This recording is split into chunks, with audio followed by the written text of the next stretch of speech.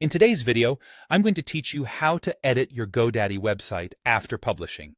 Whether you're looking to spruce up your online presence or make some necessary tweaks, it's important to know how to navigate the process smoothly. So, let's dive in. The first step in editing your GoDaddy website is to log into your account. Visit the GoDaddy homepage and click on the Sign In button located at the top right corner of your screen. Enter your credentials, which are your username and password, and hit Enter. If you've forgotten your password, don't worry, there's an option to recover it. Once you're logged in, you'll be directed to your account dashboard, where you can manage all your GoDaddy products. Now that you're logged in, locate and click on the Edit Website or Edit Site button. This action will open up the Website Builder interface.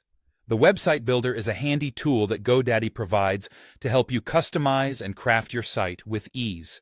This interface is user-friendly and doesn't require any coding skills, making it accessible for everyone.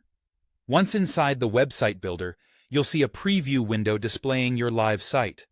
Browse through your website and find the specific section you want to update. For instance, if you intend to change the text on your homepage, select that section in the preview window.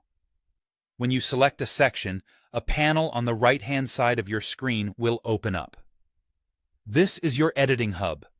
It offers a variety of customization options, such as adjusting the layout, changing the colors, and modifying the text.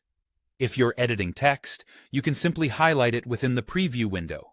Once highlighted, a set of formatting tools will appear, allowing you to change the font style, size, color, and alignment. It's a good practice to continuously review your changes to ensure everything aligns with your vision for the website. Feel free to explore different styles and layouts until you are satisfied with how your website appears. Remember, the goal is to make your website not only aesthetically pleasing, but also user-friendly and reflective of your brand or message.